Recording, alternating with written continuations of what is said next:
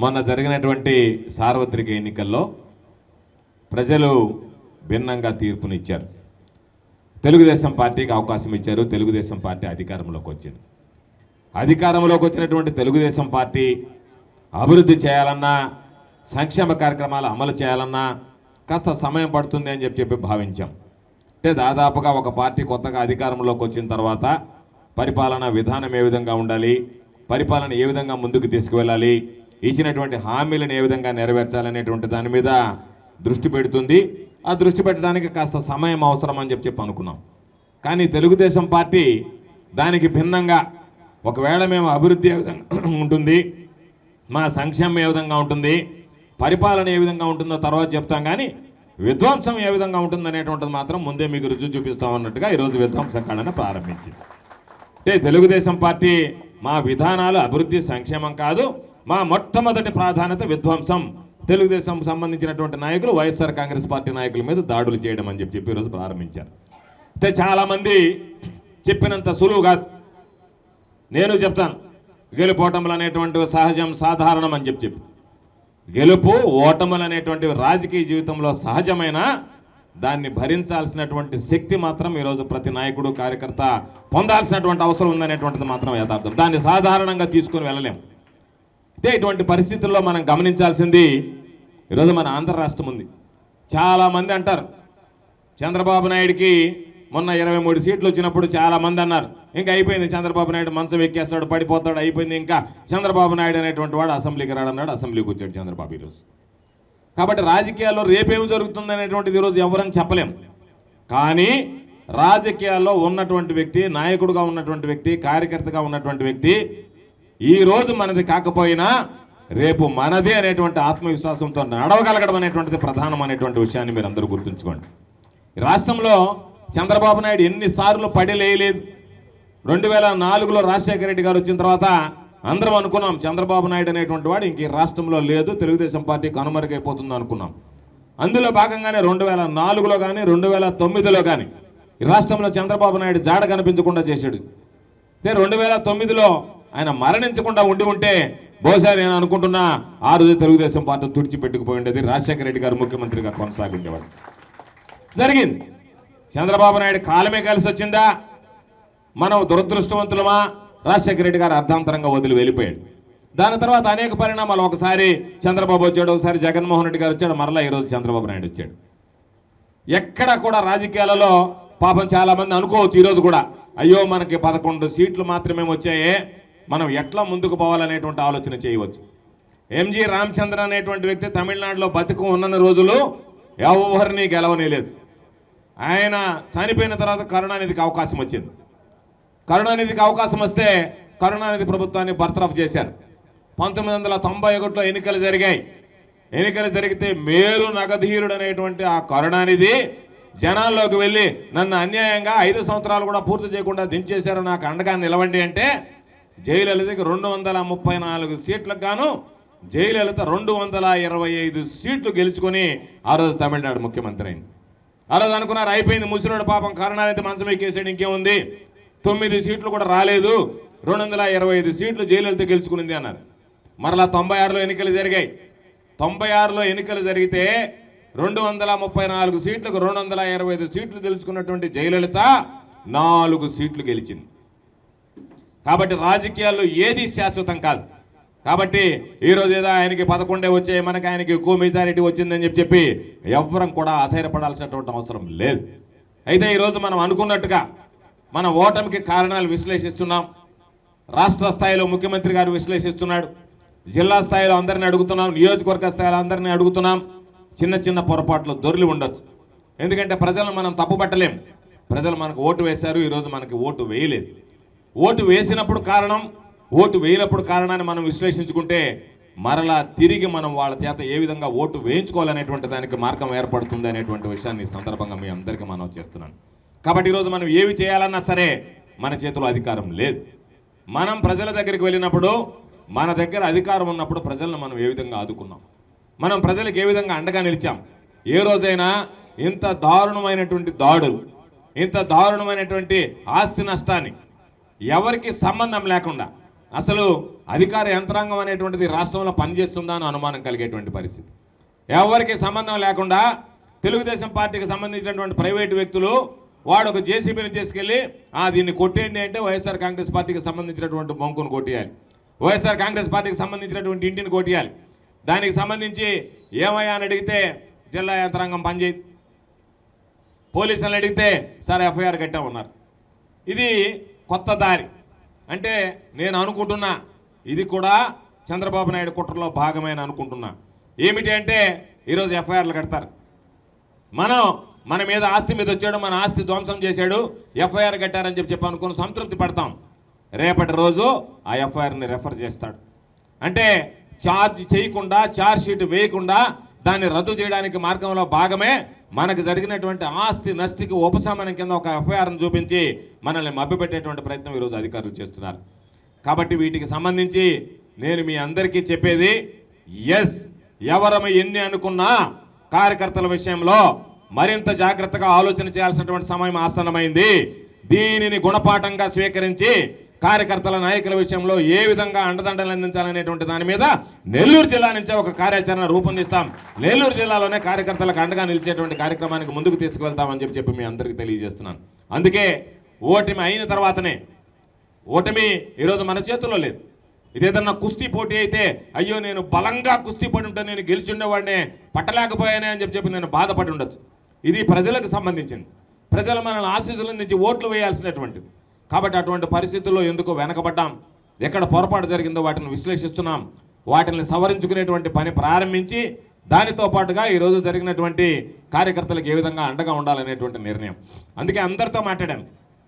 వేదిక మీద ఉన్నటువంటి సోదరుడు విక్రమ్తో మాట్లాడాను, ప్రతాప్ రెడ్డితో మాట్లాడాను, ప్రభాకరణతో మాట్లాడాను, మురళితో మాట్లాడాను, రాజగోపాలన్తో మాట్లాడాను, ఖలీల్తో మాట్లాడాను, అదేవిధంగా ఉన్నటువంటి ప్రసన్నతో మాట్లాడాను. అందరికీ సంబంధించి ఏ విధంగా మనం ఈ విషయంలో ముందుకు వెళ్ళాలనేటువంటి దాని మీద అందరం కలిసి మాట్లాడాం. అందుకే ఒక నిర్ణయానికి వచ్చాం. ఎందుకంటే ఈరోజు ఎప్పుడు లేదు ఇటువంటి పరిస్థితి. ఎవరికి వాళ్ళు ఉండేవాళ్ళు. ఈరోజు ఆ విధంగా కాకుండా ఎవరిని ఉంచనీయకుండా కలిపెట్టేటువంటి పరిస్థితి ప్రారంభమైంది. ఇటువంటి పరిస్థితుల్లో ఈ రాష్ట్రంలో, ఈ జిల్లాలో ఉన్నటువంటి వైఎస్ఆర్ కాంగ్రెస్ పార్టీ ఒకే త్రాటి మీద నాయకులు, కార్యకర్తలు అనేటువంటి వాళ్ళు, మా కుటుంబ సభ్యులు, వాళ్ళందరినీ కూడా రక్షించుకోవాల్సినటువంటి బాధ్యత అందరి మీద ఉంది అనేటువంటి ఆలోచనతో ఈరోజు అందరం ముందుకు రావడం జరిగింది అనేటువంటి విషయాన్ని మీ అందరికీ తెలియజేస్తున్నాను. ఇది సర్వేపల్లి నియోజకవర్గంలో జరిగింది కాబట్టి గోవర్ధన్ రెడ్డి చూసుకుంటాడులే, ఇది రూరల్లో జరిగింది కాబట్టి ప్రభాకరణ చూసుకుంటాడులే, ఇది ఆత్మకూరులో జరిగింది కాబట్టి విక్రమరెడ్డి చూసుకుంటాడులే అని కాకుండా ఇది అందరి సమిష్ట బాధ్యతగా భావించి ఈరోజు దానికి సంబంధించి ఏ విధంగా ముందుకు వెళ్ళాలనేటువంటి ఆలోచన మీద జిల్లా అధ్యక్షుడిగా ఉన్నటువంటి చంద్రశేఖర్ రెడ్డి గారి ఆధ్వర్యంలో అందరం కలిసి పనిచేస్తాం. అందరం కలిసి రాబోయేటువంటి రోజుల్లో అండగా నిలుస్తాం. దానికి సంబంధించి ఈరోజు మీరు చెప్పినటువంటి సూచనలు అన్నీ స్వీకరించాం. పార్టీ ఆఫీసుని బలోపేతం చేస్తాం. ఏదైనా ఎక్కడన్నా ఇబ్బంది కలిగితే మీకు సంబంధించి వెంటనే పార్టీ ఆఫీసును సంప్రదిస్తే ఆ పార్టీ ఆఫీస్ నుంచే మీకు ఎటువంటి సేవలు అందించాలనేటువంటి దాని మీద దృష్టి పెడుతున్నాం. అడ్వకేటులు నియమిస్తున్నాం. ఎవరికైనా ఇబ్బందులు జరిగో లేకపోతే వాళ్ళకి సంబంధించినటువంటి ఆస్తుల మీదనో ఈ రోజుతో ఊరుకోరు. ఇది కేవలం మనం చూస్తున్నది ఒక 2 వారాలు చూసాం. రాబోయేటువంటి రోజుల్లో ఇంకా పెద్ద ఎత్తున వీళ్ళు ఉసికొల్పొచ్చు. ఎందుకంటే నాకు అనిపిస్తుంది, తెలుగుదేశం పార్టీ నాయకులను చూస్తే నాకు అనిపిస్తుంది ఇంకా అధికారం మనకు వస్తుందో లేదో భవిష్యత్తులో మొత్తం మనం ఏలిపోవాలనేటువంటి ఆలోచనలో ఉన్నారు తప్ప మళ్ళీ మనకు అధికారం వస్తుంది అనేటువంటి ఆలోచన కనుక తెలుగుదేశం పార్టీ నాయకులకు ఉంటే ఇంత విపరీతంగా మాత్రం ప్రవర్తించేటువంటి పరిస్థితులు ఉండవు అని చెప్పి నాకు అనిపిస్తుంది. కాబట్టి అన్ని విధాల ఈరోజు దానికి సంబంధించి అడ్వకేట్లను ఆఫీసులో పెట్టాం. ఎస్, మీరు అన్నట్టుగా ఈరోజు రవి చెప్పినట్టుగా దానికి సంబంధించి ఎవడన్నా సరే కార్యకర్త ఇబ్బంది పడితే, ఆ కార్యకర్త ఆర్థికంగా దెబ్బతింటే ఆ కార్యకర్తని ఆర్థికంగా ఆదుకునే దానికి కూడా ఈ రోజు ఉన్నటువంటి జిల్లాలో ఉన్నటువంటి వైఎస్ఆర్ కాంగ్రెస్ పార్టీ నాయకత్వం ఆలోచన చేసి శాశ్వత నిధి కింద ఏర్పాటు చేసి ఈరోజు వాళ్ళందరినీ కూడా ఆదుకునేటువంటి ప్రయత్నం చేయడం జరుగుతుంది అని చెప్పి మీ అందరికీ సందర్భంగా మనవి చేస్తున్నాం. తప్పనిసరిగా రాబోయేటువంటి రోజుల్లో ఎవరికి ఏది జరిగినా సరే నేరుగా వెళ్ళడం, నియోజకవర్గాలు పర్యటించడం, కార్యకర్తలతో మమేకం కావడం, మనకున్నటువంటి కార్యకర్తలు సానుభూతి పరుల మీద ఎవడన్నా దాడి చేస్తే వాళ్ళని పరామర్శించడం, వాళ్ళకి అండగా నిలవడం ఈరోజు మాటలకు పరిమితం కావడం కాదు. ఎందుకంటే సాధారణంగా చాలామంది అనుకుంటారు, ఏదో పిలిచారు, పోయాం, మైకి తీసుకున్నారు, మాట్లాడారు, మళ్ళీ వీళ్ళు అడగనపడతారా, మన పని మందే కదా అనుకుంటారేమో. మేము ఒకటే చెప్తున్నాం, ఈరోజు అందరం ఉండకపోయినా ఏ ఒక్కరమున్నా మేము ఏ ఒక్కరం అందుబాటులో ఉన్నా ఇది నా నియోజకవర్గ పరిధి కాదు అన్నటువంటి విధంగా కాకుండా ఇది మనదే, ఇది మన పార్టీ, ఇది మన కుటుంబ సభ్యుడు అన్నట్టుగా వ్యవహరిస్తాం. అందుకే కనిపెట్టుకుని ఉంటాం. రాబోయేటువంటి 5 సంవత్సరాలు వాచ్మ్యాన్ డ్యూటీ చేస్తాం తప్ప ఈ జిల్లా ప్రజానీకానికి సంబంధించి, జిల్లాలో ఉన్నటువంటి నాయకులకి, కార్యకర్తలకు సంబంధించి మరొక విధంగా వ్యవహరించేటువంటి పరిస్థితి ఉండదు అని చెప్పి మీ అందరికీ సందర్భంగా మనవి చేస్తున్నాం. ఈరోజు నిజంగా నాకు అనిపించింది, పాపం మేమైతే ఏదో ఎమ్మెల్యేలుగా అనుభవించాం, మంత్రులుగా అనుభవించాం, రకరకాలైనటువంటి హోదాలు ఎంపీలుగా అనుభవించాం, ఎమ్మెల్సీలుగా అనుభవించాం. కానీ జెండా మోసినటువంటి కార్యకర్త విషయంలో ఎందుకో కాస్త పొరపాటు జరిగింది. కాబట్టి వాటిని సవరిస్తాం. రాబోయేటువంటి రోజుల్లో మరలా నేను ఆకాంక్షిస్తున్నా 2029 కల్లా ఖచ్చితంగా మీరు రాసి పెట్టుకోండి, ఈ రాష్ట్రానికి జగన్మోహన్ రెడ్డి గారు ముఖ్యమంత్రి అవుతారు.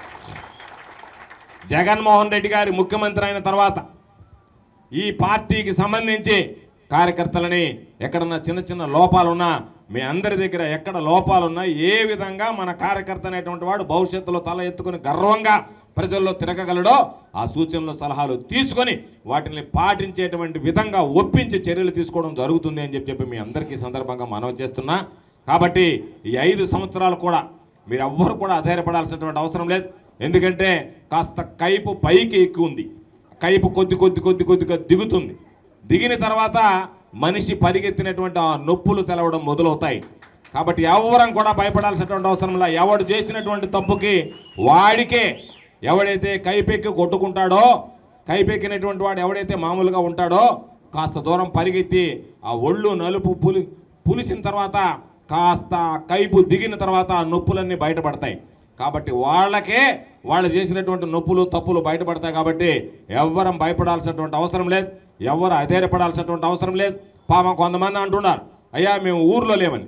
మీరు మీ ఇంట్లో ఉండండి, మీ ఇంటి దగ్గరకు వచ్చి ఎవరు దాడి చేస్తారో చూద్దాం, దాన్ని కూడా తేల్చుకోవడానికి ప్రయత్నం చేద్దాం తప్ప మేము మా ఊర్లలో ఉన్నాం, మా ఊర్లు వెళ్ళిపోతాం, మేము బయట ఉన్నా సరే మా వాళ్ళ మీదకి వస్తున్నారు, మా ఆస్తుల మీదకి వస్తున్నారంటే ఏ రోజైతే మీరు ఊరు వదిలి వెళ్ళిపోతారో, ఏ రోజైతే మీరు ఇళ్ళు వదిలి వెళ్ళిపోతారో, ఆహా వీళ్ళు భయపడి వెళ్ళిపోయారు కదా అని వాడు పరిగిస్తారు. ఏ రోజైతే మనం ప్రతిఘటిస్తామో మీరు ప్రతిఘటించేటువంటి విధానంలో మేము అందరం కూడా ఉంటాం, మేమందరం అవసరమైతే వచ్చి నిలబడతాం. అటువంటి పరిస్థితుల్లో ఎవరు ఎంత మేర అరాచకం చేస్తారనేటువంటిది ఒకసారి మనం బేరీజ్ వేసుకుంటే ఎవరు కూడా మీ స్థాయి చూడడానికి కూడా భయపడేటువంటి విధంగా తయారు చేస్తాం. ఎవరు కూడా భయపడాల్సినటువంటి అవసరం లేదు. కాబట్టి అన్ని విధాల, అన్ని రకాల కూడా ఈరోజు అండగా నిలుస్తాం. ఎందుకంటే దారుణమైనటువంటి విషయాలు, ఎక్కడికన్నా వెళితే కొంతమంది ధైర్యంగా వాళ్ళ ఆస్తులను కూలగొట్టడం, వాళ్ళ మీద దాడులు చేయడం, ఏమీ చేయలేనటువంటి పని ఉంటే చల్లగా వెళ్ళి అంటించడం, దానికి సంబంధించినటువంటి ఆస్తి నష్టం చేయడం.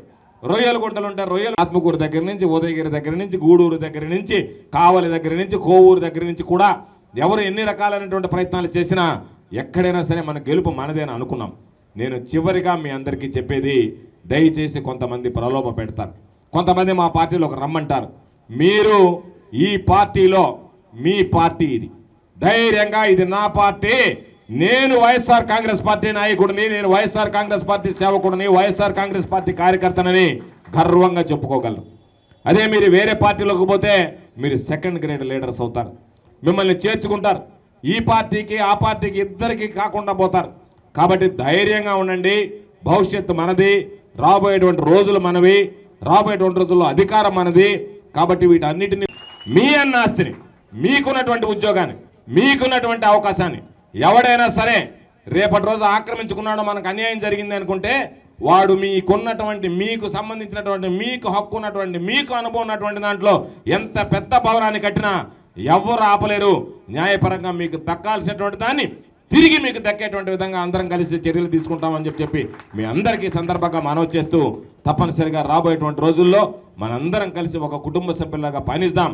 మనందరి లక్ష్యం, మనందరి ఆశయం, నేను మీ అందరికీ చెప్తున్నా, 2029 ఎన్నికల్లో రాష్ట్రంలో వైఎస్ఆర్ కాంగ్రెస్ పార్టీ ప్రభుత్వం రావాలి, జగన్మోహన్ రెడ్డి గారు ముఖ్యమంత్రి కావాలి, నెల్లూరు రూరల్లో వైఎస్ఆర్ కాంగ్రెస్ పార్టీ జెండా రెపరెపలాడాలి, ఆదాల ప్రభాకర్ రెడ్డి గారు మరలా నెల్లూరులో శాసనసభ్యుడిగా 2029లో మనం చూడాలనేటువంటి ఆలోచనతో అందరం కలిసి పనిచేద్దామని చెప్పి ఈ సందర్భంగా మీ అందరికీ మనవి చేస్తూ, తప్పనిసరిగా ఇదే రీతిగా, ఇదే విధంగా అందరం కలిసి పనిచేద్దాం, అందరం కలిసికట్టుగా ఉందాం, ఒక కుటుంబం లాగా పనిచేద్దాం.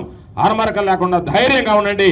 మీకు అవసరమైనప్పుడు ఏదైనా సరే అందరం అండదండలు అందించేటువంటి ప్రభుత్వం అని చెప్పి మీ అందరికీ సందర్భంగా మనవి చేస్తూ ఒక్క పిలుపుతో, ఎందుకంటే ఈ రోజులో ఇంతమంది రావడం అనేటువంటిది విశేషం కాబట్టి ఒక్క పిలుపుతో ఈరోజు ఏర్పాటు చేస్తే ప్రభాకరన్ మీద ఉన్నటువంటి ప్రేమతో, అభిమానంతో, ఆయన చూపేటువంటి ఆప్యాయతతో ఇంత పెద్ద ఎత్తున ఇచ్చేసి ఈ కార్యక్రమంలో మీ అందరితో మొట్టమొదటిసారిగా మా భావాలు పంచుకునేటువంటి అవకాశం కల్పించినటువంటి ప్రభాకరన్కి, ఓపికగా విన్నటువంటి మీకు తప్పనిసరిగా రాబోయేటువంటి రోజుల్లో మరొకసారి అండగా నిలుస్తామని హామీ ఇస్తూ చేతులు జోడించి